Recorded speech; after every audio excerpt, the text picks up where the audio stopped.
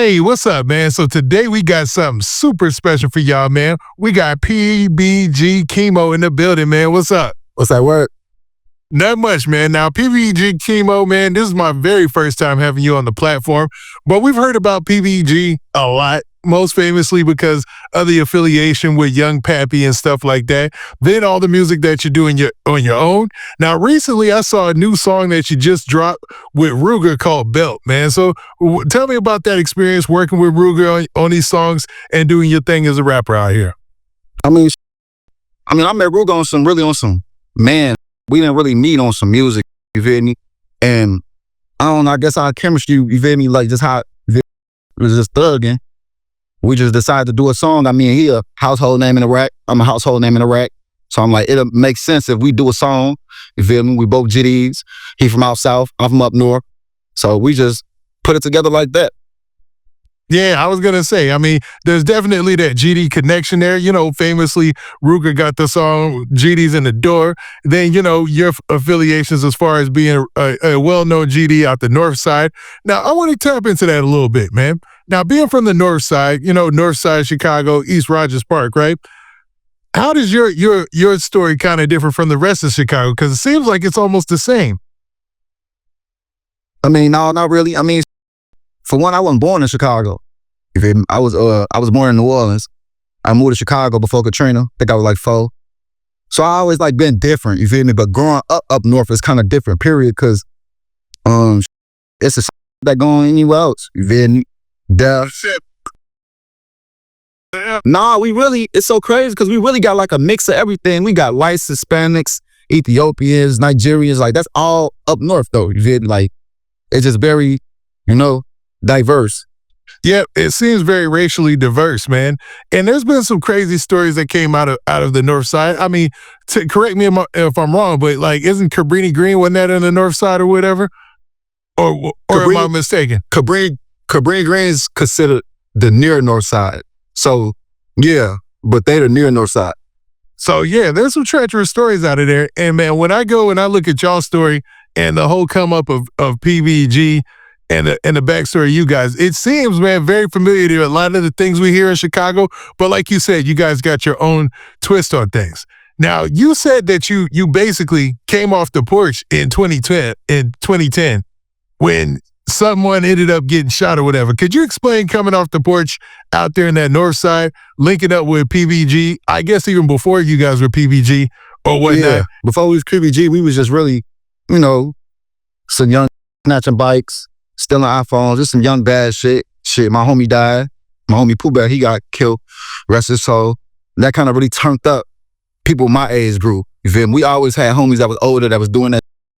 You know, we really kind of made that PBG popping because, you feel me, we had to stand up for the name, you feel me? So, I mean, it's different for sure, but, you know, I always knew my homie. I grew up with my homie and them. As soon as I came to Chicago, most of my homies that's PBG, I've been knowing them all my life, so. Now, do you remember any of your life in Louisiana? Man, I burnt the house down when I was 4. That's the reason we moved to Chicago. That's all I really remember. What? Now, well, of course you're not going to remember being 4 years old and burning down a house. That's hard to remember unless you do. But, like, what was the story that was told to you about what happened? Like, I mean, honestly, you know, so crazy. I still remember to this day how I started the fire. I know I was watching the commercial. This like when Pokemon was lit, you feel me? I'm watching the commercial. I seen like a fruit roll-up rap on a thing, and there's always this Pokemon character that he got fire out his tail. And so I always wanted to, you know, be on some fire and start. My mama was in the room sleep, my brother in the room sleep. She made some gumbo the night before, forgot that it was still salt in the pot. So when the flame, and I was on the couch like this, a big ass couch.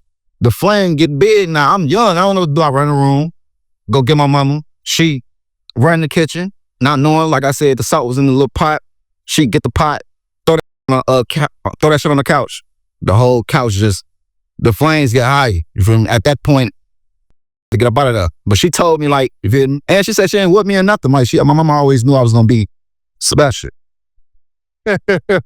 Now, it seemed like, yeah, you had an adventurous spirit. Now, you said this was before Katrina, so you talking about like 2005, 2004 or something, huh? This like damn that 2003 too. Okay, so then you guys uproot yourselves and you move to Chicago. Now, most people would be like, well, why would you move from, and I hate to say this, but a lot of people would be like, man, you move from bad to worse almost. You know what I'm saying? Louisiana, New Orleans, it goes down. You know, then you go to Chicago, it for sure goes down. No, on GD, I feel like my mama, my mama a down south woman. So I guess she was just tired of down south and she liked to travel. So I got family in Chicago. So she was just like, it'll be better. That's what she thought. You feel me? And I can't fault her for that, but. Yeah, but you know, sometimes it's the environment leads to the experiences and the experiences lead to your path. You know what I mean? No doubt. So you put somebody in, say, the south side of Chicago or anywhere in Chicago, because you guys have a lot of hoods that are deep in almost every part of the city. And you know, there's a high potential for somebody to get into the streets, you know, especially if they're trying to figure it out. No, for sure. Now, I want to talk a little bit about you moving there and then you finally linking up with your boys and you're running with Lil Pappy. So is it true that you and Lil Pappy started off not as Opps, but as from two competing blocks, like two different blocks from the same set? No, who the shit? Nah, Pappy from L Dub, man. That's Lawrence and Winthrop. That's in Uptown. I'm from Bosworth and Pratt. Then that's Rogers Park, East Rogers Park, would you say? We kind of far, but we not that far. We like 15 minutes apart, but we had real ties with them. You feel me? Like, well, I'm gonna say we had real ties with certain people that used to come on our with us. We'll go on their with us. And Pappy was always that nigga that just go anywhere. You feel me? So, man, like people always ask me how I first met Pappy. I can't really tell a like story of how I met him, but I just know me and folks got close off of like traumatizing stories, trading with each other. Like I was homeless, you feel me, young as hell. My mama ain't kidding me out. I was homeless by choice, you feel me, but that's what I wanted to do. I used to live with Pappy. I used to live with Pappy Daddy, you feel me? Like folks used to, you know, so we kind of got close off friendship, you feel me? Like that's how I be trying to build, like, yeah, you feel me? Like folks always been a rapper, you feel me? But I didn't really care about folks being a rapper, you feel me? When I met folks, like, you feel me? Like folks rock for sure, but it's like, that was my home, you feel me? That was my friend, so. So you actually lived with him and his brother Tay Sav for a time? Yeah, I think Tay was out of town for a little minute. When I was living with Pappy, when I was living with Pappy, Pappy had the crib to himself. You get me? His daddy damn near left him the crib. You feel me? So we was in that thugging. You feel me? And I was there. I was staying now. Folks now. Now, for people who would wonder, like, was Pappy did he have like a leadership type of spirit to him? Not saying he was a leader, but like he was like always ahead of everybody, a little bit more advanced? Hell yeah. Folks was before his time. Like, that's just what it is. Like, and he was a good, like, can't take that away from him, man. You feel me? So, you know, he that. Now, eventually you guys get older, he gets into rapping more, and things start to take off. But at the same time, a lot of street stuff is taking off, right?